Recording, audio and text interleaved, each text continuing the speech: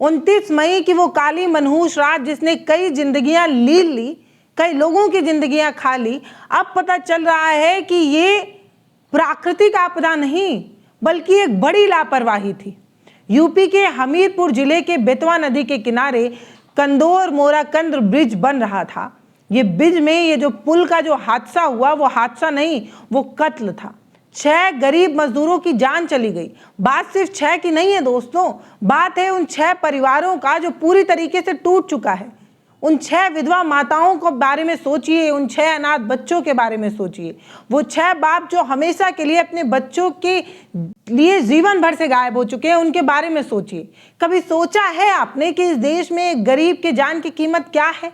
अगर आप दफ्तरों की फाइलों को देखेंगे तो शायद कुछ लाख रुपए, लेकिन अगर उन फाइलों से बाहर आकर एक गरीब मजदूर को देखते हैं जो सीमेंट की बोरी अपने खोपड़ी पर लादा हुआ है, तो उसकी जान की कीमत सिर्फ एक लापरवाही होती है, लापरवाही।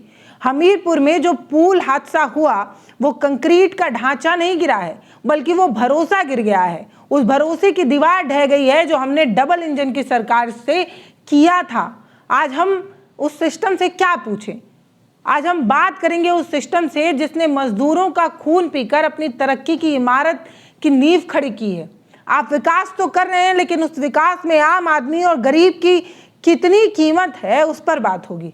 हादसे के बाद राज्य सेतु निगम ने यह दावा किया कि आंधी तूफान से स्लैब ढह गया, आंधी तूफान ने स्लैब ढा दिया, ये दावा किया गया। लेकिन हकीकत में निर्माण कंपनी और सेतु निगम के अफसरों की लापरवाही से यह हादसा हुआ है। बात तो तब पता चली।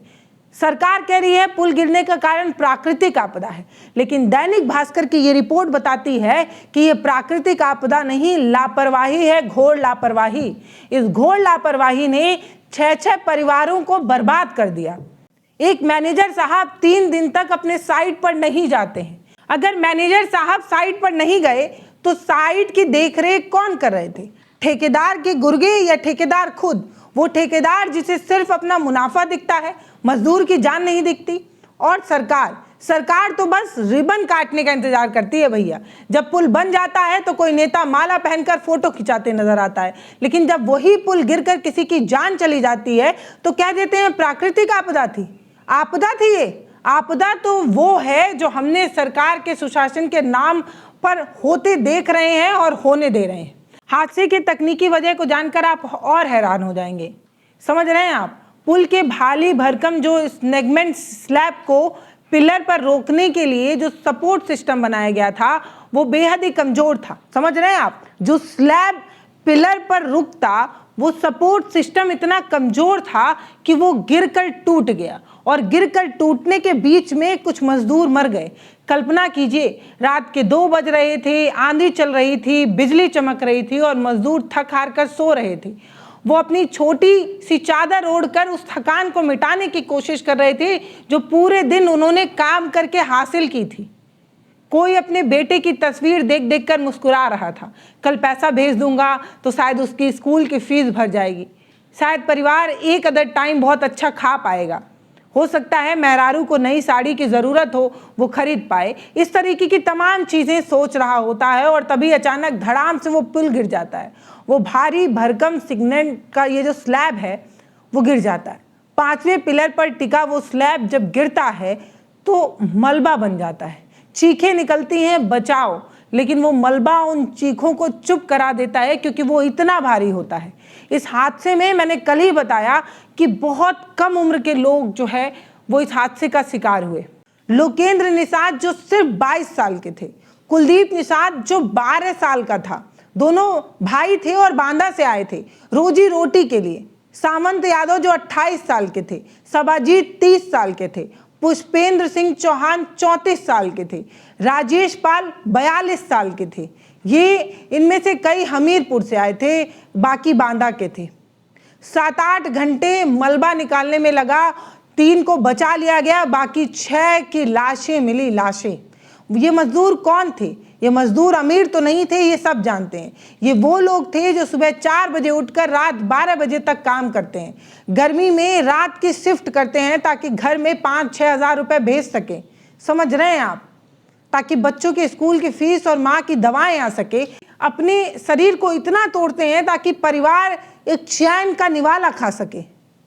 बाप रे बाप, सोच कर ही कितना अजीब लगता है कि किसी के पास पैसे का खजाना है और कोई 2 जून की रोटी के लिए इतनी मेहनत कर रहा है, अपना कमर तोड़ रहा है, और बाद में वही जो सबसे ज्यादा परेशान है वही खत्म कर दिया जा रहा है। सरकारें आती जाती रहेंगी, लेकिन हम पूछना चाहते हैं, जो कहते हैं कि सबका साथ और सबका विकास, उनके विकास में उस मजदूरों की जगह कहाँ है भाई? आपके इस विकास में मजदूर कहाँ है? उसे तो स्लैब के नीचे दबा दिया जा रहा है। अगर मजदूर को रखने के लिए उचित व्यवस्था मिली होती, अगर मजदूर को रहने के लिए कोई शेल्टर दिया गया होता जो नियम कहता है, तो बताइए कि वो वहां उस स्लैब के नीचे सोता। और अगर वो वहां नहीं सोया होता तो आंधी में वो जो स्लैब गिरता उससे उसकी मौत नहीं हुई होती। लेकिन ठेकेदारों को काम सौंपने के बाद खुली छूट दे दी जाती है और हम स्मार्ट सिटी की सपने में सोए रहते हैं। ये स्मार्ट सिटी नहीं, स्मार्ट लूट है।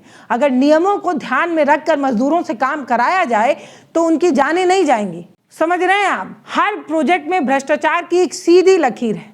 टेंडर किसी बड़े आदमी को मिलता है, फिर वो काम धीरे धीरे लेट करता है, फिर एक छोटा ठेकेदार को वो अपना काम हैंडओवर कर देता है। आखिर में जो पैसा बचा कुचा रहता है वो उस छोटे ठेकेदार को मिलता है और वो घटिया सामग्री लगाकर पुल बना देता है। ऊपर से अधिकारी के जेब गर्म हो रहे होते हैं, इसलिए उनको कुछ दिखता नहीं है। जनता को मिलता है खस्ताहाल सड़क और बीच मझधार में गिरा हुआ पुल।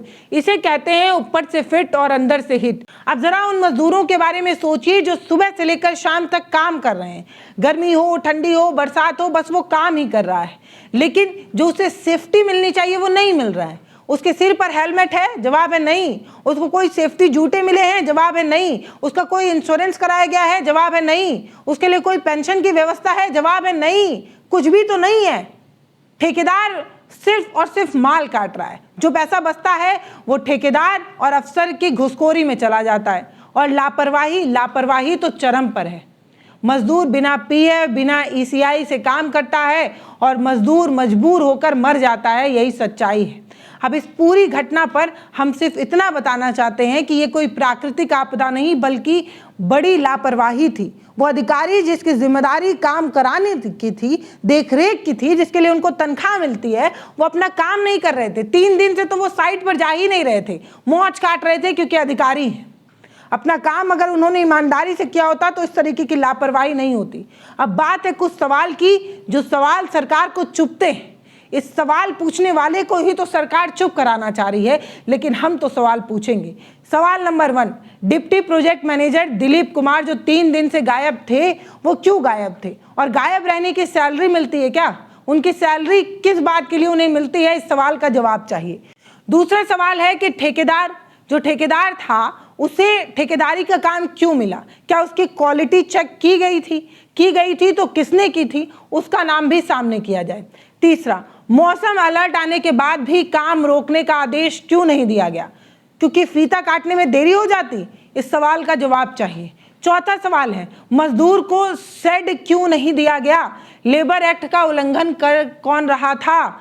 अगर मजदूरों को उचित व्यवस्था नहीं देनी थी तो उनसे काम क्यों कराया जा रहा था? इस सवाल का जवाब चाहिए। 5वां सवाल, योगी जी आप कहते हैं कि आप सबका साथ सबका विकास करते हैं, लेकिन मजदूरों के विकास में क्या है? ना तो उनके लिए पेंशन है, ना उनके लिए पीएफ है, ना उनके लिए सेफ्टी किट्स हैं, कुछ भी तो नहीं है। फिर ना तो उनके साथ चलने और ना ही उनके विकास की चिंता हो रही है।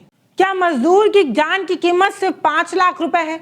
ये वो सवाल हैं जिन सवालों का जवाब चाहिए। फिलहाल कमेंट सेक्शन में लिखकर बताइए कि जब आपको ये पता चला कि ये जो स्लैब गिरा वो प्राकृतिक आपदा की वजह से नहीं बल्कि बड़ी चूक की वजह से हुआ, बड़ी लापरवाहियों की वजह से हुआ, तो आप क्या कहना चाहेंगे? इन अधिकारियों को मोटी तनख्वाह ईमानदारी से काम करने के लिए मिलती है, लेकिन तनख्वाह ये जरूर लेते हैं, बस काम ही नहीं करते। क्यों नहीं गए आप साइट पर?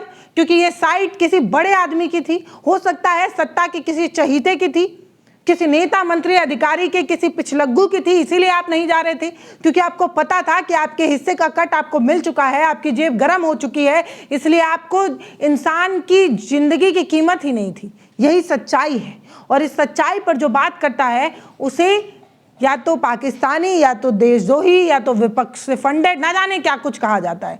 कुछ भी कहिए, फर्क नहीं पड़ता है। हम सवाल पूछेंगे इसलिए क्योंकि हमें पता है कि आपके आंकड़े में जब आप संख्या 1 या 9 या 6 गिनते हैं, वो सिर्फ संख्या नहीं होती है, वो एक परिवार का टिमटिमाता हुआ आस होता है।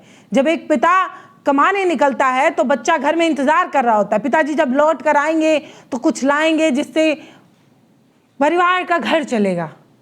एक परिवार टूटता है जब एक मजदूर मरता है। पता नहीं क्यों आप समझ नहीं पाते हैं, पता नहीं क्यों आप विकास की चमचमाती रोशनी में उस टिमटिमाते हुए दीपक को भूल जाते हैं जो एक गरीब की कुटिया में, उसकी झोपड़ी में जल रहा होता है। समझिए, समझना बहुत ज़रूरी है, क्योंकि जब तक आप समझेंगे नहीं तब तक आप वो महसूस नहीं कर पाएंगे जो एक मजदूर महसूस करता है। बहुत दुख हुआ जब ये पता चला, लेकिन अफसोस किस तरीके की घटनाएं बार बार हो रही हैं और हो कुछ नहीं रहा है। इस वीडियो पर आपकी क्या राय है वो आप हमें कमेंट सेक्शन में लिखकर बताइएगा। नमस्ते, मैं पल्लवी हूँ, आप भारत एक नई सोच देख रहे हैं।